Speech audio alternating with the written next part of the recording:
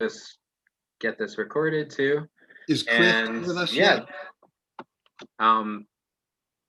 there we go. Hey, Chris. Hello. Hello. Good. Yeah, we're all up here.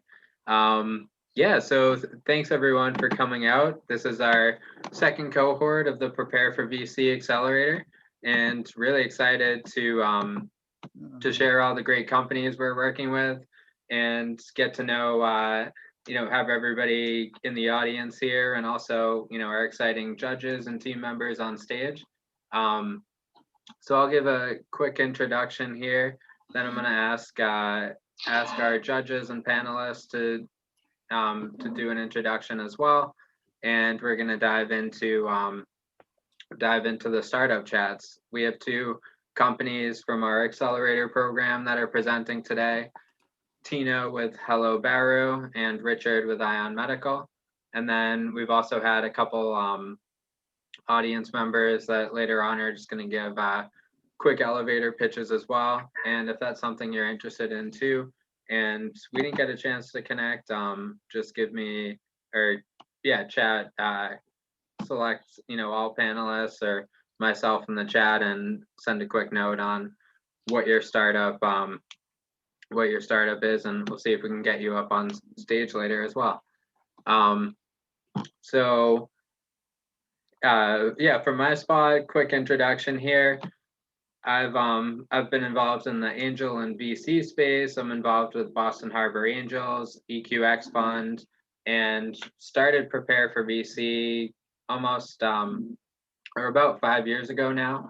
And the goal is really helping startups figure out the fundraising perspective, helping companies create better pitches, presentations, and really being able to share their story with investors, with customers and potential partners as they grow and scale their business. So we've expanded a lot over the last year as well, in terms of now we have a community platform that a lot of you are on, and it's been great to see all the interaction. We launched that about 2 months ago, and there's been some great posts, connections, messages back and forth there. And that's something we're really focused on building up this year. And again, this is, we started on the consulting and advisory side and launched into the accelerator space back in June. And this is the second cohort of companies we're working with in this program, and really excited about how all the companies are progressing so far. And it's been great to see. I'd say one of the most exciting parts is how all the companies we've worked with have been really helpful to each other as well, giving active feedback in all of our sessions, and even making introductions to other people in their networks that can help each other out. So with that, would love to have, let's start with some of our team here. Chris, would love to have you come up with an introduction. Sure. Great to be here. My name is Christopher Dewey. I am a Prepare for VC team member. I'm also the entrepreneur in residence at Boston University for Trep Camp. And I'm also in the mentor program for the MIT Enterprise Forum. My day-to-day job is an executive coach based around performance and helping startups with leadership, growth strategy, and all the intangible stuff that is needed to power through and to be successful in this long journey. So very excited to be here, and wish everyone luck. Thanks. And now I'd love to have Yev come up and share a quick introduction as well.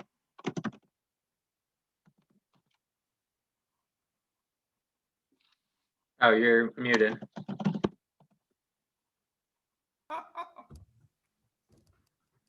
My name is Vilkas, and I've been involved with Prepare for VC for Very faint, Jason. Met Jason through startup around the global community for startups sponsored by Google. Right now, I'm involved with a startup in tremendous intelligence, and I'm very happy to be part of our community. Great. Startups, investors, and advisors help each other move forward. Now, Steve, please. Perfect. Yeah, now, yeah, Steve, would love to have you introduce yourself as well. Sure. Thanks, Jason, and great to be here, everybody. I'm really excited for our founders, really proud of our founders. I feel like it's going to be an unforgettable demo day. So I'm Steve Vilkas. I've been involved in the Boston startup community for a pretty long time. And just to keep it short and sweet, a lot of you know me as a dot connector. So what that basically means is in my day-to-day and my passion, my why, I'm all about connecting information, people, trying to provide, that very valuable, connection piece and a little bit of stage fright, but not too much. I'm usually behind the scenes, but I'm going to put myself on mute so we can just keep it going. And then, yeah, would love to have both of our featured judges, Doug and Jaden, are both investors, and would love to have you guys share. I guess we can start with Doug. If you want to share some background on yourself as well. Sure. So did you ask me, Jason, or did you ask the other guy? You. Okay. So I'm old enough to have done a lot of different things. I'll paint with a light touch. So currently, the primary thing I'm doing is running a fund with a partner based in Madrid called Blue Goose Capital. We've been investing in Spain and the US, both coasts, all focused on early stage healthcare, device, pharma, and digital. And before that, and leading up to it, I've been involved in a lot of incubators and angel groups, MIT Angels and Sky Ventures, and been spending a bunch of time at Harvard Business School and ESOD, which is a business school in Barcelona. And recently EIT Health, which is across all of Europe organization with a lot of big institutions. It's healthcare focused, and the same with CIMIC. More ancient history, I've been a founder 3 times, 1 incubator, 2 tech startups. Bain history going way back, and some time at Microsoft as their GM for strategic partnerships. Perfect. And yeah, Jaden, would love to have you give an introduction on yourself and X Fund as well. Absolutely. Hi, everyone. My name is Jaden. I work at X Fund, which is an early stage venture capital firm that started about a decade ago through a collaboration with Harvard University, Excel, and NEA. And so now we go out and we're agnostic to whichever schools people are from. But we do have this double bottom line of education as well as investing. And so we love to chat with founders who might be at the earliest of stages. And we even invest in people who have a strong idea. Maybe they don't even have an MVP yet, all the way up until before Series A. And so we are very excited. I'm excited to be here and to hear what you guys all have to share. And prior to X Fund, I actually did work in the operating side of things at a company as the chief strategy officer, thinking about kind of how the different business lines within that company work together. And so it's exciting to be on the other side of things and be able to use my experience in that space to chat with founders who are excited about building something new. So thanks for having me today. Thanks for being on here. And yeah, and then just, I guess, a quick introduction. You guys are both everybody's gonna hear, the full pitches later on. Or I guess, yeah, coming up. I guess we'll do the order of the presentation. So yes, start with Tino for a quick introduction, then Richard as well. And then, yeah, and then we're gonna have both of them do their longer 10-minute presentations with judge feedback and Q&A, and then audience feedback and Q&A as well. So Tino, yeah, if you want to give a quick intro here. Yeah, sure. So hi, nice to meet you all. Happy to be here. My background is in operations, for 12 years between the US and Europe, and corporate finance, starting in investment banking, then workouts and turnarounds, and then overseeing mostly manufacturing companies. And I came up with this idea of Baru and the underlying operating principle because I was frustrated a few years ago by not being able to get a custom bookcase aside from succumbing to this medieval process. And so we've changed the industry, and we've streamlined it, and we've digitized all of those processes to improve the industry and make it less wasteful. And then Rich. Yeah, Richard Norris, founder and CEO of Biomedical Safety. I have a master's in technology management from Pepperdine, so that's some of my schooling, and also background in systems engineering and 15 years of healthcare experience working specifically at acute care hospitals nationwide in the implementation of electronic health records and patient safety and quality. And we'll be working as Ion Medical Safety to resolve some of the patient safety issues that exist in the world today. Perfect.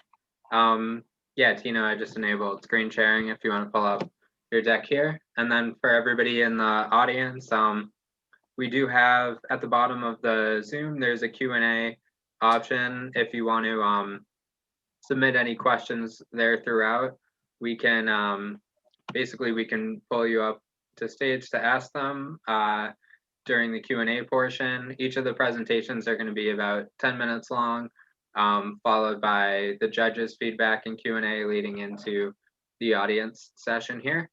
And then also, you know, anything you want to send through the chat throughout, we'll be monitoring that as well. So yeah, Tino, take it away. So hi, thanks for having me. My name is Tino Go. I founded a company called Baru. We've invented a way to revolutionize manufacturing. We're starting in the furniture industry because there's so much waste in it. It's easy to disrupt. At the same time, we're supporting local businesses, we're creating hometown jobs, and saving the environment. The furniture industry wastes $9 billion every single year on logistics and inventory management. The competition's inefficiency is Baru's unfair advantage. The furniture industry has an 18-month operating cycle from design to delivery. Our manufacturing system shortens it to just 2 weeks. At the same time, Baru solves a problem that 1 of every 2 buyers experience. They find what they love, but they can't get it in the size, material, or color they need. Baru makes furniture buying super easy. Choose the model you want from our pre-engineered design catalog, customize it in augmented reality, and we deliver it in 2 weeks. So here's how it works. Let me move this out of the way. Sorry about that. After you choose a product, you see it in your room while changing colors and materials. Size it to fit. When it looks perfect, simply click on the buy button and we deliver it in 2 weeks. If you don't want to use our augmented reality app, and if you already know the specs, then order it on our website by choosing the color, material, and the dimensions for any product before buying. The digital manufacturing instructions are automatically sent to a hometown manufacturer. Jason, do you want us to hold all questions until the end, or is it okay to ask occasionally during? I'm happy to go either way, so whatever you think is best. Yeah, we can do the full presentation and then Okay. All right. jump into the Q&A. Yep. Got it. Because ultimately, we've got manufacturers with idle robotics, CNC machines everywhere. We've created a capital-efficient, zero-footprint distributed manufacturing network. We'll be less than 1 hour away from 135 million households. At the same time, we're saving the world. We're not shipping trees from Appalachia to China to Malaysia and then back as furniture. We're supporting local businesses. We're creating hometown jobs. We're reducing tons and tons of waste. And we're eco-positive. With every sale, we plant 3 trees to replace more than the wood that we use, to capture more than the CO2 emitted from the electricity generated and used and the delivery fuel from that local delivery. Here's how Baru can build better products than the competition for the same selling price. Our virtual supply chain avoids 50% of the cost structure in the furniture industry. The industry spends $9 billion for the management and distribution of inventory. Baru's eliminated most of those operating costs from our business, and we're using the savings for higher quality materials, local manufacturing services, higher margins to grow revenues, and higher profits for investors. We can maximize customer satisfaction. We're focused on it, on the things that customers care about: customization, high-grade materials, excellent customer service. Our competitors are at a disadvantage because their cost structure is so wasteful. We're selling wholesale to businesses as well as direct to consumer. But among consumers, we have 2 target groups: adults under 40 who want it online, easy and fast, and customized, and then all of the folks who've looked and looked and looked to buy, but they can't buy what doesn't exist. Baru's made it super easy to buy what every individual wants. We're expanding the market by about $3 billion from the existing $18 billion. Because that existing $18 billion of wood furniture is all crammed on the left side of this chart. Most retailers only offer standard selections in limited sizes and materials. We're expanding buyers' choices to almost any size and configuration. And we're offering custom quality at crate and barrel prices. We're laser focused on cut furniture for the home and office first. We already have inquiries for both home and office from buyers, and we can do both with the same manufacturing partners. And beyond furniture, we can work with the same manufacturing partners to dominate all interior renovation projects. We launched in 2020. We partnered with Google in June on their Employee Perks website program. Microsoft and Apple have invited us to participate in their Perks program, which is managed by this company called Passport Corporate. We're now in 15 regions, all from customer demand. We'll add 45 regions as customer demand continues to grow. We're also working with office furniture dealer partners. We've got hundreds of profitable partnership opportunities. Our first partnership, Employee Perks program, has 700,000 potential customers. We're building partner relationships with designers, furniture dealers, and businesses with direct customer connections exactly at the time they need furniture. There are many benefits from these partnerships. We've got repeat customer revenues, low customer acquisition costs, partner sales efforts, and we'll still own those customer relationships because we get their contact information. Baru can grow to $1 billion in sales, and we'll have 0 manufacturing investment or inventory because our manufacturing partners have already invested in their factories. We'll have manufacturing partners in the top 60 metro areas with a manufacturing partner within 1 hour of 2/3 of the US population. Anyone in those regions can buy from Baru with a few taps on their phone. We've had tremendous growth in the past 6 months. With little marketing, we've had growth from the third quarter to the fourth quarter of 87%. Our average Q4 monthly growth rate was 57%. We're already on trend to beat December sales cadence.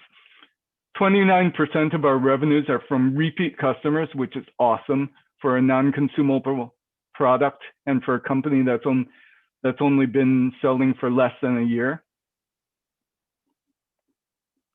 I've recruited a rock star team.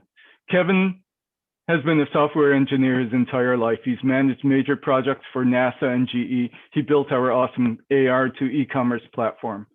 Melinda has been in digital marketing since starting at Google. She's advised Fortune 500 companies like Walmart, Volkswagen, and Procter & Gamble.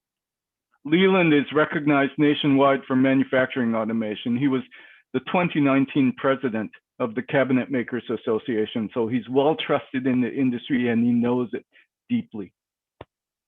Ashton is a veteran growth hacker. She's expert in high converting digital marketing and social media. My own background, as I've explained, is in operations and finance between the US and Europe. I've overseen hypergrowth from 12 million to 85 million in just 5 years. I've also overseen a $1.2 billion business unit. I wrote the patent application. We're raising a $1 million seed round. We'll use 70% of it to accelerate our revenue growth. That includes sales, marketing, and corporate partnerships. We're focused on corporate partnerships because we've seen that's a cost-effective way to get revenues. We're able to focus on revenue growth because we've already invested $345,000 on our technology. Angels invested $260,000, founders invested $170,000. We foresee a lot of strategic partners and acquirers among online and traditional businesses. We'd be an incredible bolt-on business for Wayfair or Alibaba that could scale super fast with a massive existing customer base. This could easily add billions of additional revenue and profits for the company that puts their marketing juggernaut behind an acquisition like Baru. As we use Baru's technology for non-furniture categories, there'll be new sets of major partners and large buyers. We want the right investors to join Baru. We'll revolutionize manufacturing. We'll create hometown jobs. We'll rebuild local economies and save the environment. This is really the perfect time to invest in Baru and pour jet fuel on the fire to grow revenues massively. Great presentation. And yeah, I'm going to turn it over to Doug and Jaden, whoever wants to start to kick off, feedback and Q&A here. And again, everybody else, you can either use the Q&A function. We'll call up and we can call anybody up to ask a question from there, or, you can also chat us in the chat box with any questions as well. Tino, actually, if you want to leave your presentation up for the Q&A too. Jaden, Awesome. would you like to go first, or would you? Sure. I can ask questions. Maybe we can toggle back and forth because I'm sure some of the same questions. I think once I get rolling, I'm going to need a few minutes. You'll keep going. Non-stop, Okay. So Okay. Okay, great. Sounds good. Thanks for sharing this with us, Tino. My first question is kind of about the manufacturers. Have you done any research with them to see if they're willing to do single order manufacturing? Like if somebody orders one product that's a specific way, are they going to be excited about doing that one print? Yeah, we're already shipping and selling and shipping in 15 regions. After we get the sales, we find a local manufacturing partner. They have no problem with it because of the target manufacturers that we're partnering with. Got it. And how does the end consumer experience open the box? Are there instructions for the assembly, especially with it being a custom product? They don't. It's assembled for them. It's delivered, assembled for them, and there are no hidden costs in the transaction. You purchase and it shows up placed in your home in the right place. It's all completely turnkey. And then what type of operating team is necessary for this? Are consumers working with a designer that's helping them to say, hey, this design that you came up with is not feasible to physically produce. Maybe you should change the dimensions, or is it just completely automated where they say, this is exactly what I want and it's delivered, whether or not it will be structurally sound? No, it's all been pre-engineered and pre-designed. to be within a range of manufacturability and a range of, we've pre-engineered it. So if you think about it, it's think of buying shoes. When you expand or when you change a shoe from a small to a large, all of the internal components and all of the mechanics, all of the stitching, all of that changes according to rules. We're doing the same thing with furniture. I see. Awesome. And I'm wondering about like defensibility. How do you ensure that, Wayfair doesn't decide, we're just going to go do this without you? Like, which part of it is patented and what stops them from just rolling this out? Okay, so the patent claim is on the system of manufacturing using augmented reality as the data generator, as opposed to a reporting tool for catalog data. And the other aspect, which is even more defensible, is we're treating our suppliers like customers. We're treating it as a true multi-sided marketplace. Okay, awesome. And long term, are you imagining that these like wholesale orders are going to be more of your target customers versus like the direct consumer type of situation? What's like when you see this 10 years from now, what's the vision for the company? We are a supply chain solution, so we don't necessarily have to, each customer group, whether wholesale or direct to consumer, may want some sort of level of exclusivity and some sort of different complexity of choices to avoid the paradox of choice. But we're a supply chain solution ultimately. We can serve the individual who has this odd spot, and we can serve the, certain wholesale customers who have to increase their conversion rates. Got it. And I guess last question, what are you looking for in your investor partnerships, apart from like the monetary component? I think there should be good alignment in the fact that we're creating a marketplace, and there's a huge social impact effect, because we've taken $9 billion of non-productive costs through logistics, and we're reallocating it back into our communities and better materials for our customers, the buyers of the products. And so part of creating this marketplace is incentivizing all of the folks differently than is in a typical vertical integrated manufacturing system. So there's got to be good understanding of that. Got it. Well, thank you so much. Doug, take it away. Okay, well, first of all, just a general comment on the presentation itself. You covered a lot of ground very effectively and very efficiently. So very high marks on delivering your message.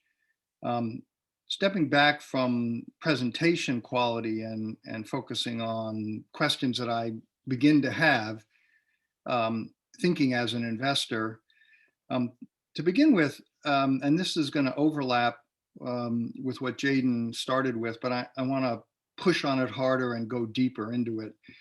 As I listen to this story, you are, of course, based on the design of this system, you're very dependent on those manufacturing partners to be able to deliver on time, high quality goods, et cetera, et cetera. And while it's easy to talk about those things, it's not easy to get it accomplished. There have been other attempts made in the past where people were really trying to kind of customize to the desires of individual customers. And in general, they didn't work out well because they didn't scale well. Now, a lot has changed. And the last time I came across this kind of idea was some years back, but I think that issue is still present. So if you could talk a little bit more about why these manufacturers who have, manufacturing capacity that's being unused, and here they get, individual order for a certain size, a certain color. Are the customers able to create any changes in the design, or is it just a template and all that's being changed is dimension and color? Just talk us through a little bit more about how you're going to, deliver on this promise of high quality, 2-week delivery, no problems. You've got a lot of different manufacturers in this whole thing. I'm just trying to get my arms around where quality control comes, because you've got so many dials that you're able to twist, and your supply chain is as fragmented as it is. It's the nature of what you're doing, which sounds very exciting, but I'm starting out a little skeptical on the ability to deliver this at scale. Yeah, and so this is the customer's experience. They choose their product class, they select a style, they scale it to the size they need in the materials that we offer and specify, they purchase. Are there any limits to the adjusting the size? I mean, can I have it any, different people say, well, I want it 30 inches, I want it 32, I want it 43 and a half. I mean, are there any limits? Is there any bundling of sizes, or you just think this will work at scale, even if people are working within a style that's been defined, but size could be anything they want? It's within the realm of, within the bounds of manufacturability.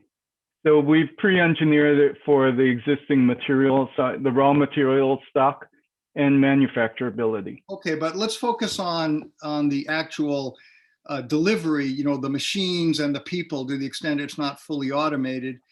It is. Let's assume that then one day they get 10 orders for a particular kind of furniture, and each of those 10 orders is choosing a different design and a different set of sizes. And then the next day you get 10 orders for the same design, but every single example is 1.5 inches different in every dimension. Now, when the manufacturer goes to make good on these very attractive promises, tell me about how they're going to be able to reset efficiently every single time for every variation in size, because manufacturability is, in a certain sense, doesn't feel like a limit at all. All things are manufacturable. The question is, how can you rapidly and efficiently shift as these parameters shift to deliver on time, with quality, 2 weeks at the right price? In the old days of mass production and batch production and setup costs, Yes. that was true. We've avoided that. We have in step one, we have a 5-step system. Yeah. In step one, buyers preview and customize our pre-engineered, pre-constrained products. They can select the materials that we've already that we are offering. So everything has been designed and engineered within a range of sizes. Is manufacturing completely automated here? You just type in the specs and the final product comes out? Almost. From that customer order, we are wrapping that order with a code that drives the robotics, and we are ordering the materials that we've already pre-specified in the 3rd step, and we are sending it to a hometown manufacturer with the CNC automation, and we are delivering the materials from local distribution I don't to know that what facility. CNC is. What is that? It's a robot. Okay. So It's- these hometown manufacturers with idle capacity, they're fully set up to have this kind of automation, fully robotic, Yes. because that's essential. So yes, my questions were generated by being much more familiar with earlier forms of manufacturing. So if this is fully automated and robotically done from soup to nuts, this becomes very interesting, particularly if the adjustments from one order to the next order also don't create any issues. And I guess by definition, you're asserting that they don't. That's correct. Yeah, wow. And they've already made these investments in this fully automated robotic system. That's correct. Wow. All right, so this sounds really interesting based on the answers you've given. Let me move just for a second to, and this is brief, and then I'll be wrapped up here. But I'm first of all, the terms that you propose for the financing are, I think you've gone right to something that you can sell easily. And that is always my advice to every startup. Don't waste time pushing the envelope on the terms. Get that out of the way. So your 20% discount, $4 million cap is absolutely, I wouldn't even talk to you about it as an investor. I'd say, okay, if I believe the rest of the story, we have nothing to talk about. Those terms are fine with me. So again, thumbs up on that, because lots of times people don't do that. The $1 million seed, what kind of runway is that going to give you? That'll give us 18 months with our full core team. Yeah. And we're a gross margin driven business. So that could take us into the tens of millions of sales. Yeah. Well, let me just say, first of all, that's the perfect answer that you just gave. So it's kind of like your terms. I'm always unhappy if it's 12 months or less. I'm always happy starting at 18 months because it gives you enough time to get to meaningful milestones and have another 6 months to raise the next much larger round. So again, thumbs up on your ideas around runway and finance terms. This sounds very interesting. So I'd like to have a conversation with you. That would be a great pleasure.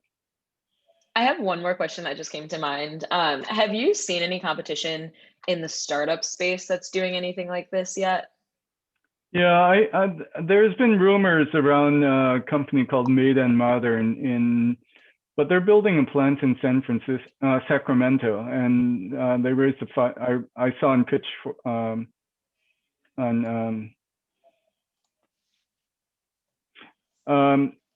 I saw that they raised a $5.5 million seed round. A veteran of Dot & Bow, which is a company that imploded due to logistics and inventory and working capital costs, is one of the co-founders of Made and Modern. Other than that, but they're not selling yet, so I don't really know what they're really doing. I just heard rumors. I'm not aware of anyone that's doing exactly this. We are, with our operating model, we've addressed a lot of the issues in prior businesses that have tried to do this distributed manufacturing model, by completely making it turnkey for both the buyer side as well as our client manufacturer side. We've completely made it super easy for both sides of the transaction. And prior companies did not. Got it. There's a company that I saw that recently that's they're in this along the same vein with custom designs, accessible to everyone, available in bulk as well. It's called Naya. They're a Harvard iLab startup. You should definitely check them out and kind of see what veins are the same and like where you guys differ because they're doing something very similar. And so this reminds me of that. Yeah, but they haven't gone all the way to delivery. They're letting you are design familiar it. with them. Yeah, Okay. they're only taking you to the step of the design what you want. We're not giving that. We're not a blank slate where anyone can design their thing.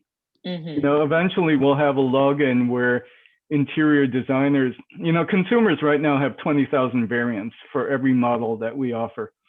And once we have that login for professional buyers like interior designers, then they'll have 200,000 variants because they're equipped to deal with that level of complexity and choice, and they need it for their clients. But yeah, we're not like Naya where you design your own thing and then try to get it manufactured. Got it. You're more, is there specific options you have, choose from these? And I guess just last question, thanks for entertaining all of our questions. For this Baru technology you're talking about, you mentioned that these robots are already in every manufacturer's warehouse. And so what do they need to add to what they're already doing in order to be compatible with this? Like what tech, is it just a code that they're running? Is there like a specific hardware that they need to install? How does that look? It's not every manufacturer, but enough manufacturers out there. There are thousands. From conversations, I estimate there are 4,000 of these machines nationwide. And so, but we're only needing less than 300 to cover the top 60 metro regions in 1 hour delivery radiuses. And Got it. And so that's, you know, we achieve $1 billion of sales with just 3 hours of manufacturing machine time per day in each of those workshops.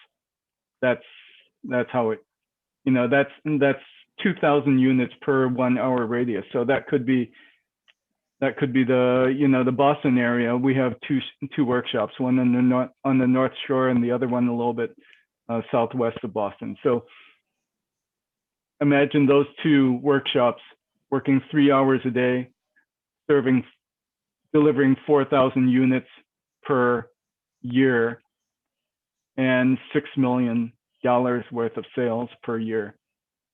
So we're not assuming a deep, you know, ton of, it's super scalable, and it doesn't assume deep penetration where we need to go head to head with other retailers. Got it. Well, thank you. Sure. Yeah, no, great questions and feedback there. And we had a couple audience questions gonna showcase now. And let's see.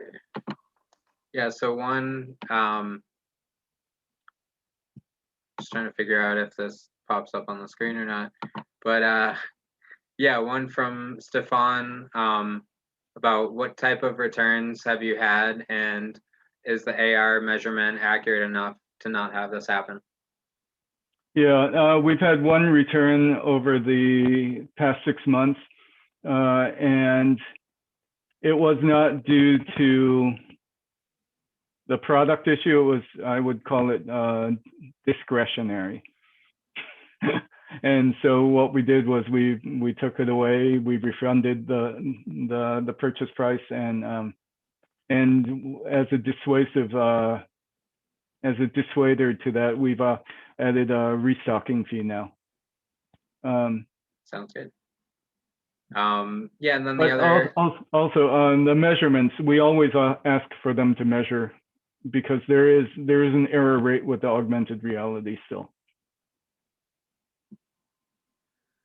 Yeah, and then the other question we had here from Anon is, how do you ensure reliability of the product with such high variations in product design? You know, we're not doing anything different from a custom kitchen cabinet maker. And the machines are the same machines. And so we've pre-engineered it so that there's high reliability in all of the sizes that we offer, in all of the materials that we offer. We control quality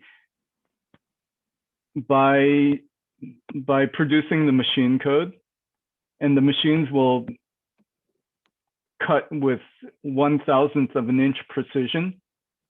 And we also specify the materials so that also contributes to the quality control. And then the workshops that have these robotics, they are already the top of their region. They're the best in their region. And these manufacturers, they are regional operators. They live and die by their reputation. And so we further reinforce the quality control and the desire to perform well by delegating down to them all the way to customer contact. And so they have their own reputation on the line also. Perfect. Yeah, again, great presentation, great answers all around, and appreciate all the feedback and questions here. So yeah, I guess if you stop sharing, and yeah, I'm gonna post a quick poll here. I'm gonna repost again after Rich's presentation too. But yeah, this is just to collect interest for after the presentations here. And then I'll also be sending this out in terms of yeah, to all the attendees afterwards, to yeah, and a follow-up email as well. But yeah, Rich, if you want to start sharing your screen, and yeah, excited to have you introduce Ion Medical to everyone. Jordan had a question. I've met with Jordan 1.5 years ago, and he asked why it's taken us so long to raise funds. We've chosen to build our business because it's been a struggle to raise funds, and so, you know, forget it. We bootstrapped until now.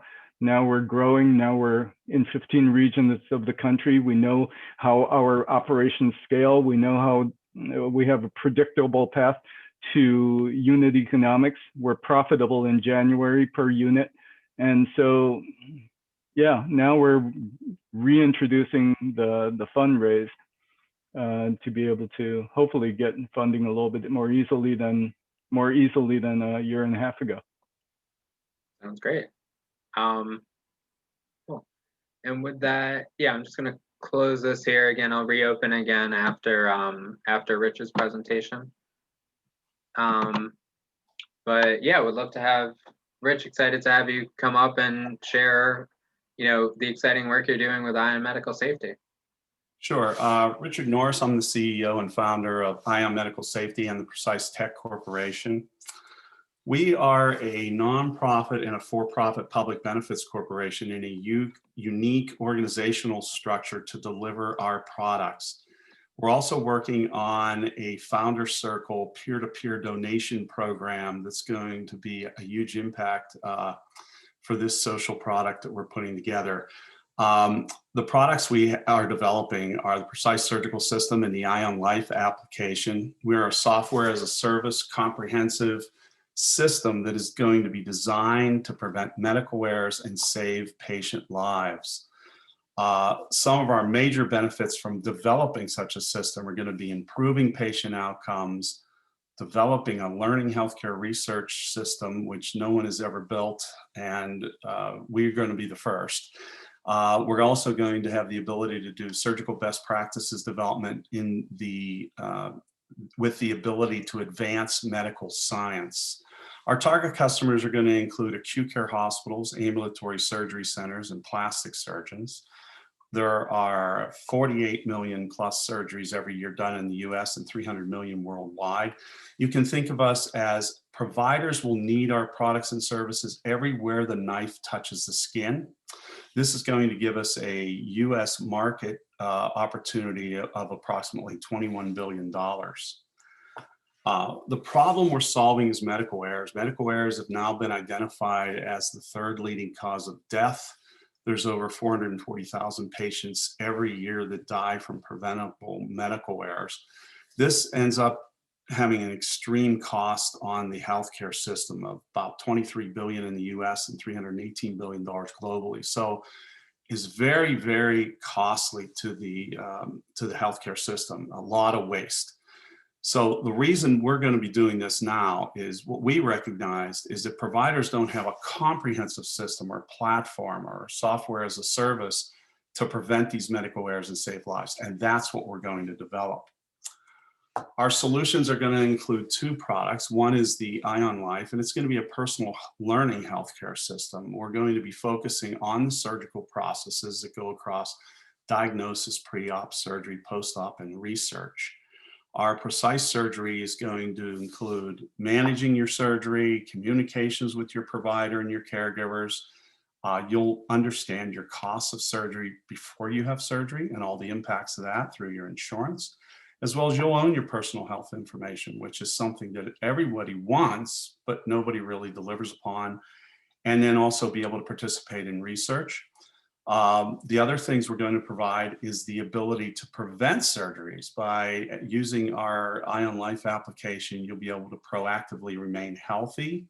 You'll have artificial intelligence personalized health profiles that'll prevent the chronic diseases that usually lead to a surgery. So the goal here is to keep you healthy and out of the precise surgical system through our solution called the Ion Life Personal Learning Healthcare System.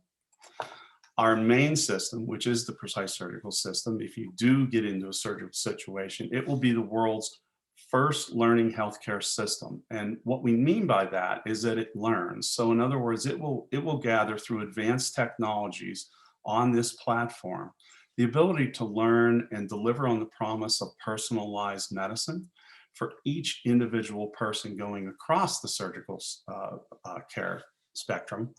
And this will advance medical science. The system will work on lowering the healthcare costs in the system. It provides metrics, transparency, and accountability. It delivers on best practices. Compliance is really important. You know, as a surgeon, you just can't go off and do what you think. What were the best practices around that? Also, communication, which is the #1 thing that happens in patient safety. So that the teams work together, and this creates cultural competitive advantage, and it improves those patient outcomes that we're going after. This is an architectural design of the system itself. You can see we start with the patient care platforms and diagnosis at the top, across surgery into pre-op. The most important part here, and what we don't have today in the surgical process, is the learning healthcare system. This is where researchers can influence practice, and where the practice can also influence research. And this information can be shared and brought into our command centers, into our artificial intelligence engines and algorithms, and building out our knowledge network learning systems to develop best practices and also deliver on blockchain and other promises. The other things that are important is the provider technology platforms of precision medicine and genomics, all the electronic health records that are out there, and the surgical technologies like Da Vinci robots and other things can all interface with this system and all act together as one system on one major platform to optimize the surgery for you as personalized medicine is realized. Our large market opportunity here for the US, there's over 6,200 acute care hospitals at about 1.21 million in revenue a year. We have ambulatory surgery centers, a little less at 871,000, and also plastic surgeons, making sure that they're maintaining best practices and compliance at about 661,000, giving us our total market opportunity of $21 billion. And this increases dramatically because of the number of surgeries that go into the world, about 6 times larger at about 126 billion. So this will be a large multi-billion-dollar company. Our market feedback so far, last February, we were asked to go to Startup Grind 2020. We were selected as one of the top 300 startups in the world because of our social impact and the ability to change surgeries and impact surgeries, and mainly improve patient outcomes and help people not be hurt through the surgery process. We've talked with Johns Hopkins University. They've indicated their engineering schools would be very interested in our project. They want us to get with them as we get further along. Also, Penn State Hershey Medical Center, we've spoken with them, and they were wondering if we had this built, and they're really interested in our product. So we've had great market feedback and some validation there, as well as being selected as the top 300 startups in the world.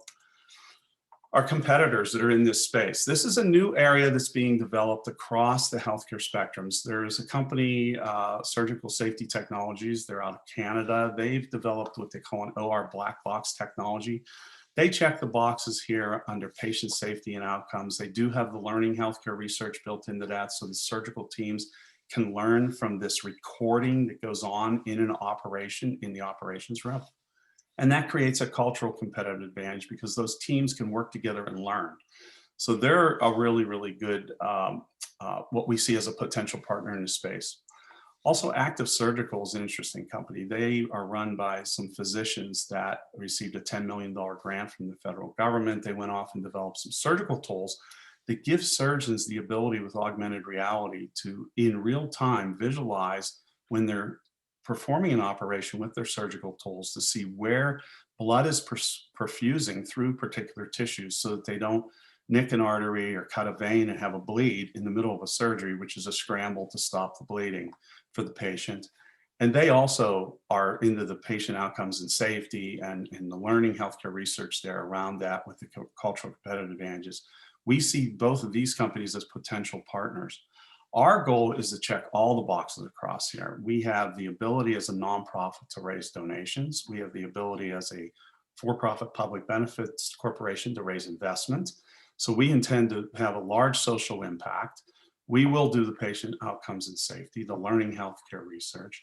We're going to provide our system to providers for zero cost. So they're going to be able to adopt our system and then customize it to their environments.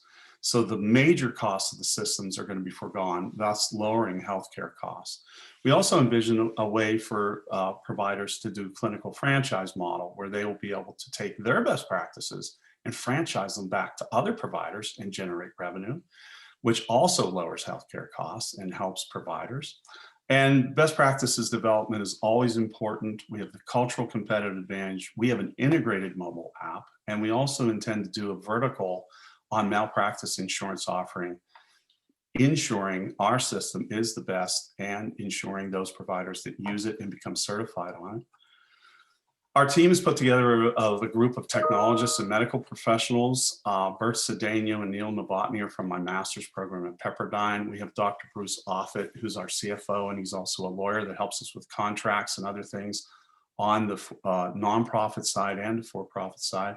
We have David Scher, who's an engineer, and he's helped me with some of the systems engineering on this. And we have Dr. Scott Rothley, who's an anesthesiologist who gives us advisory help on the development of our product specifications, which we're in the middle of developing further.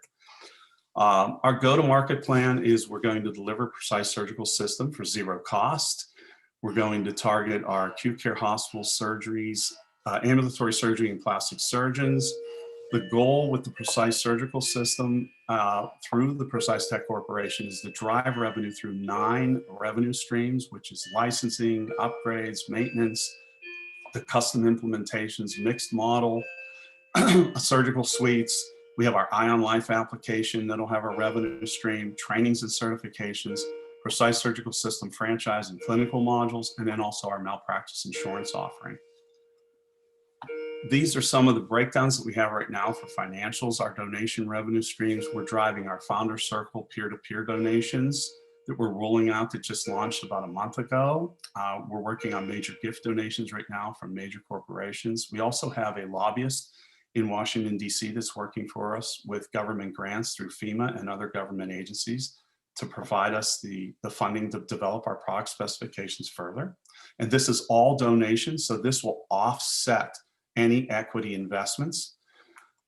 Also, our provider revenue streams, as we had discussed, the Precise Tech Corporation will have this implementation, non-recurring, bringing the custom implementations into the providers. We have the licensing, the upgrades, the Ion Life application. We have Precise Surgical System maintenance, trainings and certifications, franchising, clinical modules, the mixed model suites, and the malpractice insurance, which will all drive revenue into our organization.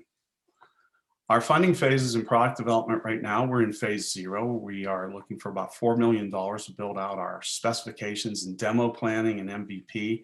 That'll take the rest of this year to get that nailed down so that we can begin coding and product development moving into 2022 and 2023 to build this out, get the pilots in place, work closely with acute care hospitals as the first clients early in the product development stages so that we get it right for them and we know and we vet these things out through the simulations and the pilots. Then we go into product launch in 2024, and then we move it to other clients and move it forward. So it's build once, use many as we go across and grow our client growth through 2025 and beyond. Our targeted investment here is about $4 million. We're looking for this product development specifications through SAS, which is the largest private software development company. We've spoken with them. They said, yes, we can put together specifications, a demo, and an MVP for you. We're estimating that to be about $2 million with teams that will need to be brought in, working with clinical operations in an acute care hospital sandbox to test that EHR and integrations and other things across the platform and the high technologies we propose. Also, we're looking to establish our operations in Massachusetts. We have identified through TechSpring and Mass Challenge and others. There are sandbox areas, even through MIT, that you can go into and actually develop your products through these things with actual interfacing to EHR systems and other technologies. We want to build out our team resources. We're looking to build out our board of directors and advisors, increase marketing and media awareness. And then there's always the legal ramifications of all things. Currently, we have a 506c exempt securities offering that is in place. We would like to also grow this into more crowdfunding, like a WeFunder campaign, and also do Regulation A+ offerings. So we're thinking about $500,000 to get out there and get into the private placement market and work with broker-dealer networks to raise the additional funding to build the system. And this is our contact information. And thank you so much, everybody, for listening. I'm open for questions. Thanks, Rich. Yeah, great presentation, and yeah, great job here. Excited to open it up to Jaden and Doug, and again, anybody else in the audience that has questions, please use the Q&A box or the chat feature, and we'll get them asked accordingly. Amazing. Doug, do you want to start this time? Well, I was going to say your starting worked well the last time, but if you prefer that I start, I will. It's up to you. All right. So you made the first offer. I'll take it. All right, sounds good. So Richard, it sounds like a very interesting project. There are a few things, one or two things I want to offer as suggestions for the presentation itself. Okay. And then there are things that I'll focus on thinking as an investor. Sure. So, and these first couple of thoughts will be easy to deal with, but I do think it's important. In terms of the way each slide is composed, these are very, very busy slides. Yes. You've jammed a lot of information. And, you know, when you're making a presentation, particularly if, you know, God willing, we're able to do presentations in person in the future, people are going to not be listening to you the way you want them to. They're going to be studying all the detail in these slides and trying to figure out what all those words say. What you want the slides to do is frame that part of the conversation that you want to have with them. So they use the slide to quickly get a view on, like, what are we going to talk about next? And then you want them looking at you. You want to be very careful to avoid really, really busy slides. Okay. At least this is my view. Another thing is, you know, the nature of the language that you've chosen. I have no doubt that this system that you're talking about can deliver a lot of value. But when you start out telling me anytime a knife touches the skin and prevent medical errors, I will tell you as a listener, what I was expecting to hear is not, this is a, you know, digital only software as a service platform, but somehow, you know, I almost was thinking, wow, is this automated surgery? Because when I think of medical errors in the surgical context, I'm thinking of incorrect surgical technique, which this doesn't directly address. It's not a substitute for bad hands on the surgeon or incorrect diagnosis. So all I'm suggesting is that make it really clear right up front that what you're talking about is this data collection, you know, distribution of best practices, et cetera, et cetera. This is not a substitute or a new way that surgery actually happens. Okay. So that's just one other thought on that. In terms of, you know, thinking about this as an investment opportunity, the first thing, you know, I mean, I do have some sense of what a 501c3 is, you know, not for profit. As an investor, I immediately start thinking, wait a minute, if this is 501c3, why am I here? Right. And then this for-profit public benefits corporation, I actually have no idea what that means. And I practiced law for 30 years in large firms doing nothing but M&A and public offerings and venture capital. Maybe I forgot, but I just have no idea. Maybe it's something new. It is. It was something where it's like, to me, okay, if it's not for profit and it's a for-profit public benefits corporation. This doesn't sound like, oh boy, this is going to be an opportunity to make a lot of money. Just one more thing on this, that when you talked about that first $9.5 million, I think I saw that 4 million from grants, 5 million from government, only $500,000 from private capital. And as an investor, what I'm looking for is an opportunity. If I believe in the opportunity, I want to put money to work, and I want to protect my ability to put more money to work as value goes up. So investment opportunity that's too small immediately leaves out an awful lot of investors. So there may be very good reasons for this structure. I'm just saying, as a private capital investor, these things were confusing to me. Okay. You want to address that last thing about, what these entities are and how you're making a great investment opportunity available to private capital? Yeah, the important thing to realize is that a for-profit public benefits corporation is a new structure that has been created in the last few years. What this does is this allows the for-profit corporation to take into account its social impact on the balance sheet. So it's not just about bottom line profitability anymore. It's also, well, wait a minute, we made 100 million in sales this year. How much social benefit or impact did we provide on the balance sheet? And it is about profitability.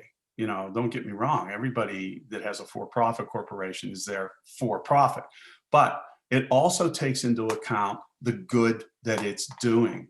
And we formed this on purpose, and the structure is formed on purpose because the nonprofit capabilities give us the ability to do this back here, where we can offset the equity investments, lowering the risk to the investor, but still increasing the profitability across that investment. So the ROI could be greatly enhanced by having Well, let me ask you a couple of quick follow-up questions. Sure. So for the equity that comes in first, Sure. what kind of valuation are you thinking you would put on this business, and what percentage ownership would that capital buy? Well, on the Precise Tech Corporation, you can see revenue starts in 2024. Uh-huh. So we were looking for an investment of $4 million, right? So whether we raise that through donations or we get it from an investor. Yeah, but this makes an enormous difference to investors who are hearing your story and are thinking, what's in it for me? Well, think of it just like a $4 million investment, and there's stock. You need to have an idea of what value you want to put on this business, independent of how much you're asking private capital to provide for you. You will have to have an answer like, okay, what kind of valuation at this stage are you planning to use to translate the amount of investment from private capital into a percentage ownership? That is correct. So as we're looking for the 4 million, we know that probably most investors are going to go, it's not even worth 4 million. So why would I give you 4 million? Okay, fine. Then what would you offer, or what would you bring to the table? Because we expect that we're probably going to be pulling in the government grant money and other things.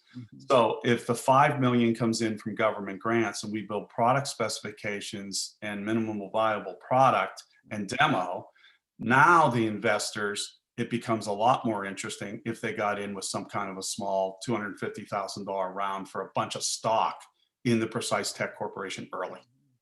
So you could look at the Precise Tech Corporation today and put a valuation on it and come up with that, say, okay, this is the most we'd be willing to risk into this. And that would also benefit us in this $4 million, a $5 million raise that we're trying to get to. Could you put up the slide that is the $4 million raise, how you're spending it? Because I want to. There's the spend right there. That product development up top, did I hear you correctly that this $2 million would basically get paid to another organization to build the product for you? No, that is an outsourced team of expert software product development people. It's a team of people that are experts in developing the software specifications before we start coding. because code is very Why expensive. do you say outsourced? I Are they could part say of your company, or are they, they're outsourced. They're outsourced. They are not in my company. I do not own these people or have them, but I intend to buy them and bring them on site to develop the software specifications. So think of it as, we're going to build $1 million home on the cliff in California overlooking the ocean. What's the architectural plan? And that's Yeah. what we're going to develop with that. okay, because, this first step is obviously very fundamental to what you're doing and to the Right. value that your product will have in the future. Right. So, I mean, I've built 2 companies and all of my engineering talent was offshore. Okay. So it's not like I'm opposed to the idea of looking outside your own organization, but you're going to need to be able to say, well, inside my organization, this is the kind of expertise that we have to kind of run the process of designing and then managing the building of Correct. this product. So, you'll need to have a crisp answer on that. I'm going to wrap up In with the just, team resources here, Doug. I'm That's- sorry. It's in the team resources here. Yep. We wouldn't have the SAS team with no one to help manage the internal deliverable, right? Okay. You have to build these team resources further. We know that we would need to bring. But then I would just say that the team resources need to include people that are fully capable of defining, and this is my view, Yes. defining what it is you want built and have enough expertise to be a critical thinker about what's being delivered to you. If you don't have that inside your company, That's correct. then the development process is not going to seem reliable enough. That is correct. And Okay. that's why we're looking for the investment. Okay. How do you go obtain that, right? It's like, okay, I want somebody on this full time. I'm going to be on it full time. Other Yeah. staff on full time. Yeah. How do we pay for all that? And then how do we make sure that SAS is doing their job and we're maintaining, right? How do you maintain schedule and budget? You got to be on these guys. Israel, Germany, the Ukraine, Belarus, and I can tell you that there's a lot of management of these Absolutely. engineering talent. Absolutely. And So- you're right. You can go international with these, with groups. Well, in fact, that's often the case, as long as you have enough expertise inside the team Correct. to truly be managing them as if they were engineers reporting to your CTO. That's correct. Who's really responsible for the design, the quality control, et cetera, et cetera. That is correct. That Okay, is absolutely. so I'm going to wind up, but just make one more comment here. It relates to something I said earlier. Mhm. When you're an investor, you care, of course, a great deal about valuation, but you Mhm. care every bit as much about your ability to put money to work. So, I've been in the venture community for, oh my God, 40 years. How about that? Amazing. I can't believe it myself. Anyway, I can tell you to a certainty that in general, the people, the funds that want to lead a Series A Mhm. together, and there's often 2, depends on how much you're raising, et cetera. I'm painting a very different picture from the one I'm seeing. I'm Okay. saying if a startup wants to go raise a Series A at that point, and you may be a good deal before that, but at that point, those investors are going to want to own 15% each or more. They're going to want to control 30 to 40% of your company when they're done with the A round. Now, Okay. we may look at this as, okay, no, this is earlier, but the pathway for this to be an investor opportunity, if you want to continue to raise capital and it's private capital, Mhm. they are going to be laser focused, not only on the good you can do, not only on the degree to which you can control, but whether or not they can put enough capital to work and own enough of the business. So if this is a tremendous success, it's a big payoff. And last comment on this, it Sure. is less than 10% of the investments, and I'm generalizing, but boy, are these statistics close for Right. everybody. Less than 10% of the companies that a venture firm invests in produces essentially 100% of the return. Okay. And the VC never knows which 1 in 10 or 1 in 20 is going to be that one. They have to believe that each time what they're investing in could be that one. And when you think about that, and I teach this subject and walk through these numbers, we're not going to do that here, but I can tell you that you will lose investors unless the opportunity for them is that your investment could carry their whole fund. And the fund, after the carried interest, you know, and taking into account all the expenses, et cetera, you're going to have to produce 3x to the limited partners. Okay. After you subtract all the stuff. To produce 3x, you need, based on my normative math here, you need one investment on average to be returning somewhere between 35 and 40 times. That's the math. Okay. So it can be very different if you have a socially motivated investor, grants, government, even individual angels who may not care about any of this. But at the point where you are looking to get money from institutional private capital, from venture funds, everything I just said is 100% true. So you just think about how to integrate that with your story. Okay. Yeah, I would definitely say ditto to a lot of what Doug mentioned about kind of how we would see things from the investor side. Just to dig in a little deeper on some of the things that you talked about, if you could go to the revenue page where you talked about the different streams of revenue.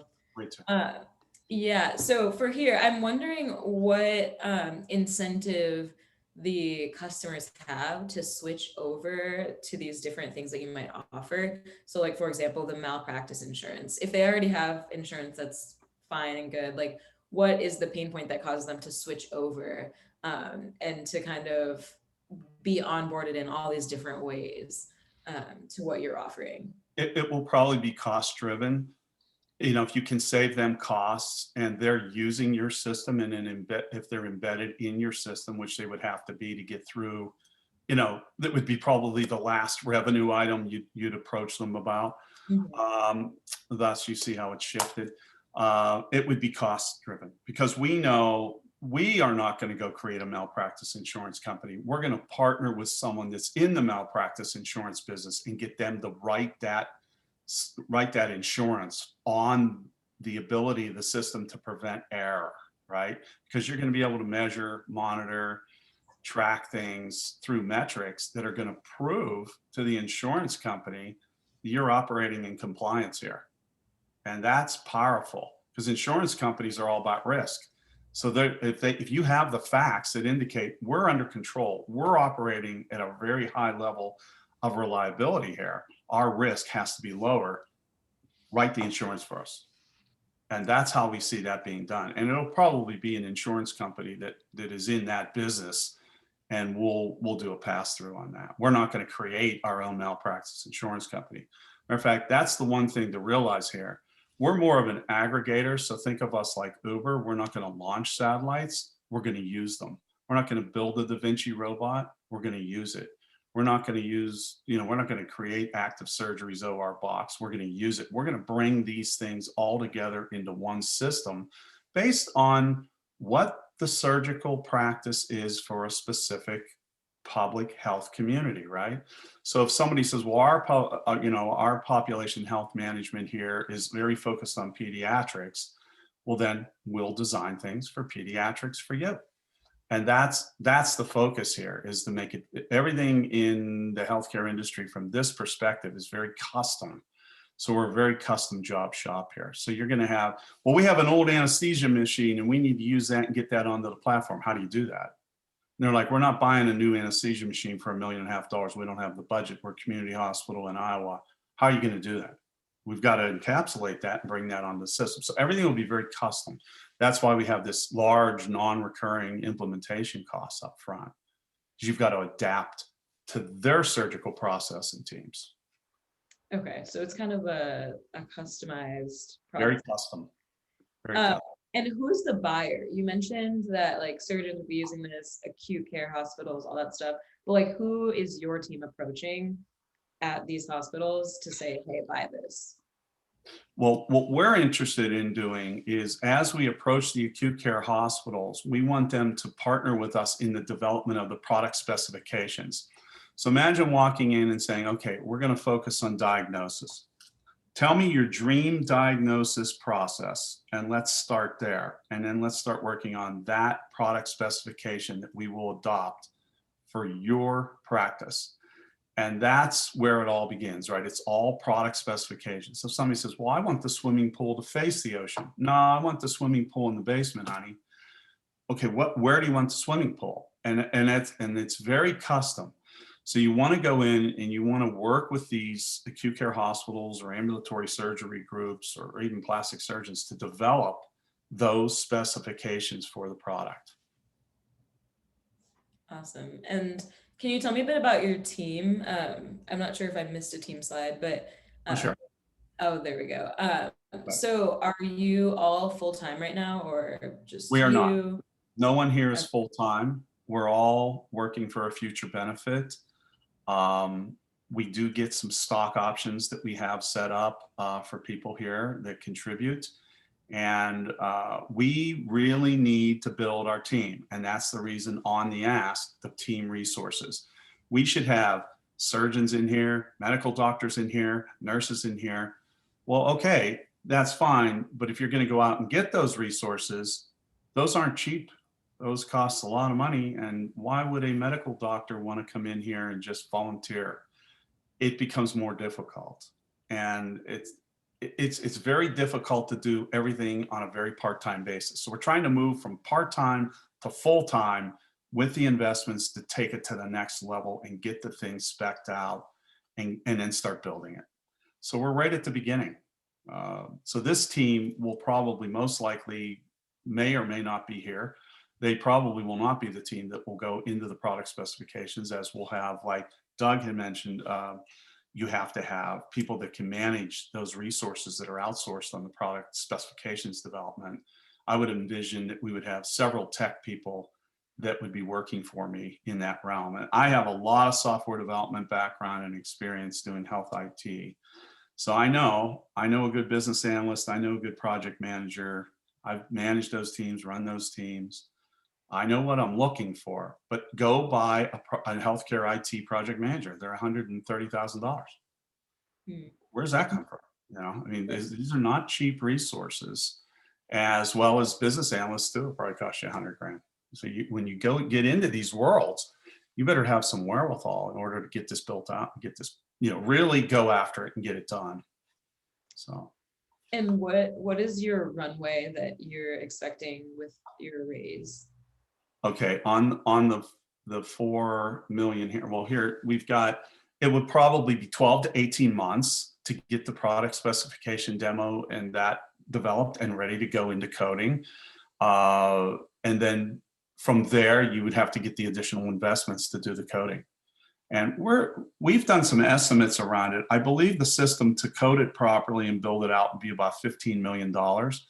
But just like all things, as you're adding resources, you'll see over here that we grow our head count pretty significantly here once product is launched, and also pretty significant amounts of head count that start to come on board here to get this done. We do envision us, you know, being a 100-person corporation in order to get this built out and get going. There are so many things that have to happen across this development process to make this a reality. And one of the things we discovered is, why isn't this built, right? Why didn't IBM go build this? Why doesn't Amazon come in and do this? Why doesn't somebody come in and do this, right? The big reason is because of the investment. If you're going to go do this right, this is a $100 million project to do it right. You might be able to cut the corners and get away at 50 to 75 million. But to do it right, you're dealing with people's lives here. This is not a willy-nilly type of technology thing you want to go do bits and bytes. Somebody didn't get the report, or there was something that got hacked. These are people's lives. You're building a system that saves lives. So you have to get very, very serious about the development of this and who's involved and making this work perfectly to save lives. You don't want to build a system that hurts someone. So there's regulatory involved. There's, surgeons, nurses, doctors, pharmacists. You have the full spectrum in an area where surgery is the highest risk across medical wares, and it's also the most profitable.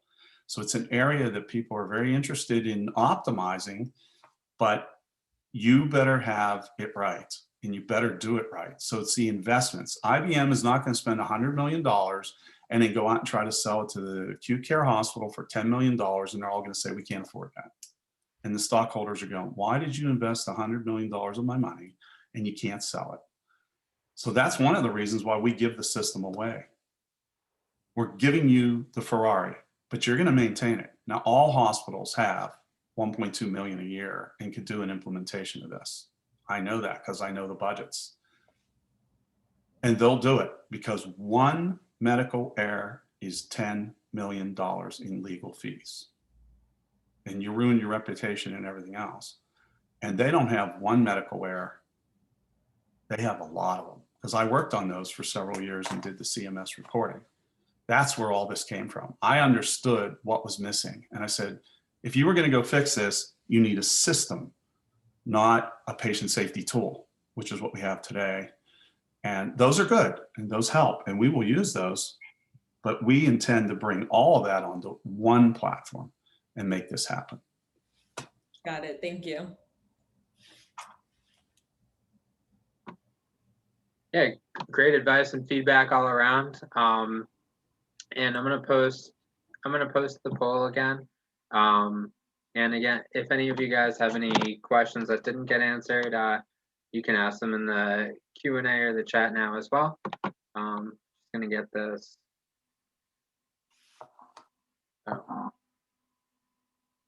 Oh. There we go. Yeah, gonna get this back up for all the attendees here.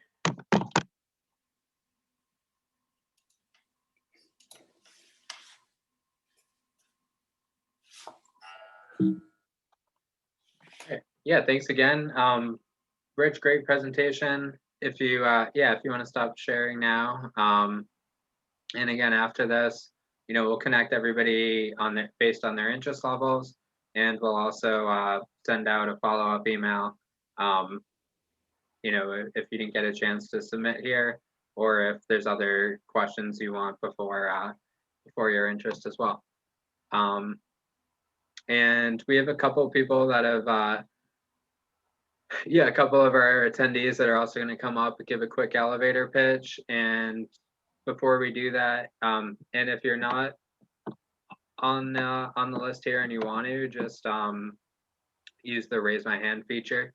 But yeah, before we do that, gonna have Chris from our team is gonna share a quick video that we have introducing one of our new programs and offers. This is a free resource, as we're basically offering elevator pitch feedback as we pick and choose over the next, basically we're gonna pick and highlight the top 21 startups to watch in 2021. And we have a submission I'll share after the event as well to get up on that list. So again, it's going to be for free pitch feedback on how you did on your elevator pitch, and also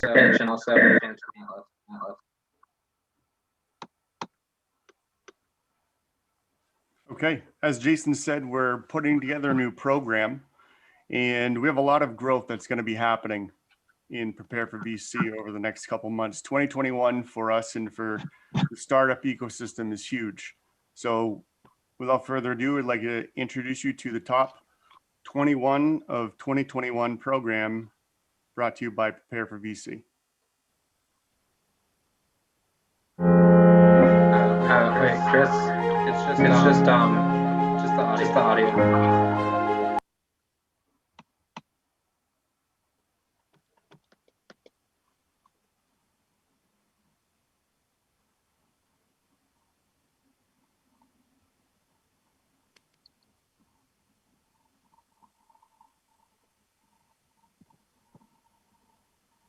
Maybe if you want to share.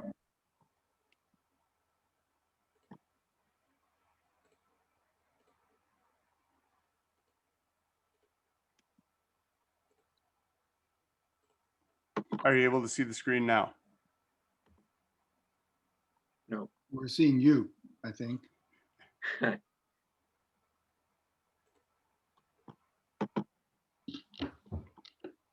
Let me try this.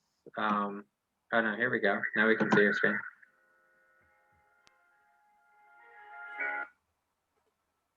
Perfect. Take 3.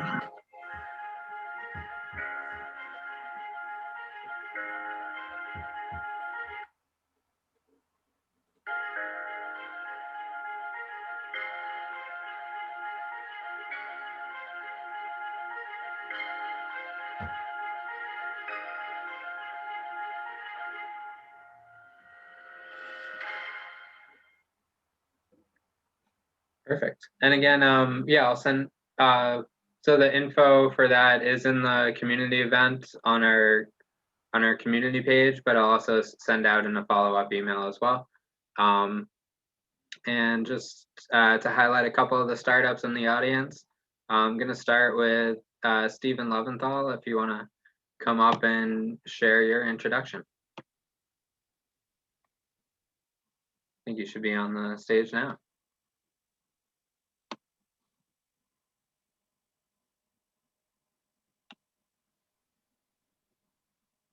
Hey, Stephen.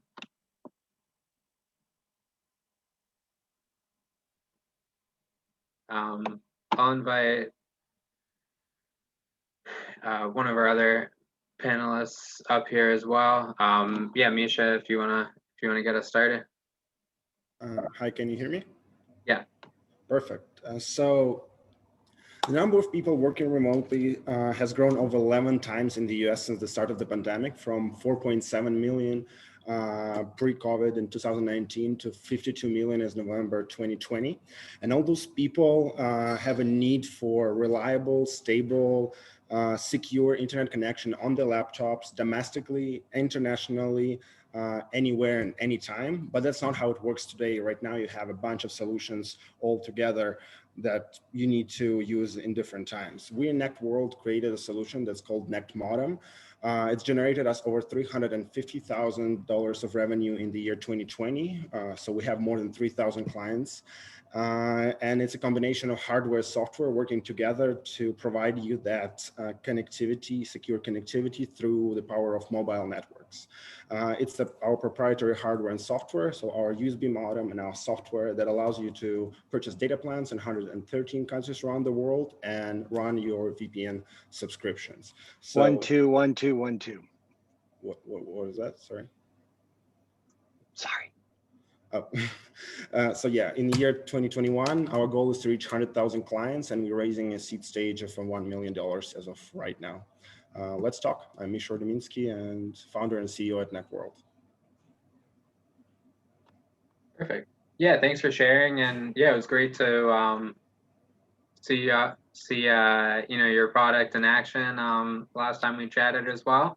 And yeah, excited to have you share with our community. Yeah, Stephen, would love to have you come up and share what you're working on as well. Sorry about that. You can hear me now? Yep. Okay, Perfect. so I'm Steve Leventhal, co-founder of Internet FM, and I'll give you the spiel. 50 years after FM radio's heyday of the 1970s, Internet FM is bringing the car radio into your mobile phone. The Internet FM app features a clean, easy-to-use interface with no ads and no clutter. There is no need to sort through thousands of radio stations to find what you want to listen to. Internet FM is hand-curated with a selected list of the best streaming radio stations on the planet, bar none. Our partner radio stations are programmed by experts with decades of music experience and boast huge curated libraries, as much as 10 times deeper than commercial radio. Internet FM is led by a team of experts in radio broadcasting, computer programming, rock musicians, graphic arts, marketing, public relations, and finance. Internet FM is going after a piece of the $20 billion plus streaming market with a low-cost subscription model. We have ambitious plans to deliver the next generation of human-to-human interactive radio for the next 50 years. Thank you. Appreciate it. Yeah, great job. And yeah, thanks for submitting your video as well. Exciting, yeah, exciting product and background you're working on. Let's see. And then, yeah, so that's our, that's the full presentation here. Basically, yeah, really excited that we had everybody come up, and, you know, great jobs all around. Exciting feedback from all of our judges. And also for the last part here, I'm gonna just stop the recording.